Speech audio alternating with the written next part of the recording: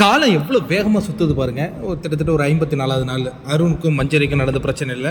நம்ம எல்லாம் அருண் மார்க் பண்ணல, அவர் கும்பிட்டாரு அப்படின்னு தான் நம்மளும் சொன்னோம். சேதன்னு அதை சொன்னார். ஆனால் காலம் எவ்வளவு வேகமாக மாறி இருக்கு பாருங்க. அந்த பையனுடைய ரியல் குணமே மார்க் பண்ணுறது தான் போல இருக்குங்க.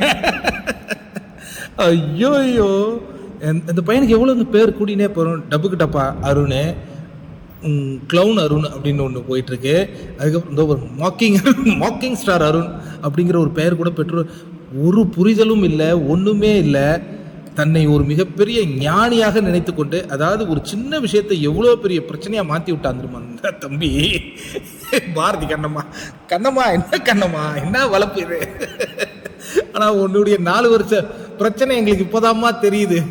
எப்பா இந்த பையனுக்கு எது சொன்னாலும் புரியவே மாட்டேங்குதுப்பா.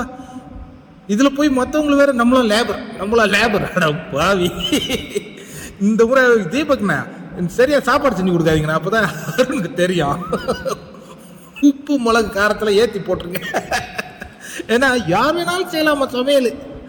ஐயோ, அவர் சொன்ன ஒரு வார்த்தையை பிடிச்சி என்னென்ன பிரச்சனை பண்ண முடியுமோ பண்ணி இப்போ மூஞ்ச பாருங்களேன். மாக்கிங் பேசிட்டு போது இப்படி மூஞ்ச காட்டியிருக்காங்க தம்பி. ஐயோ, நான் இந்த வாரம் வேற யாரோ போவாங்கன்னு பார்த்தா வாலண்டியரா ஒன்று வண்டியில் ஏறுத. அருணே, அக்கா நிறைய உழைக்கணும் போல இருக்கு இந்த வாரம் நீ தங்குறதுக்கே.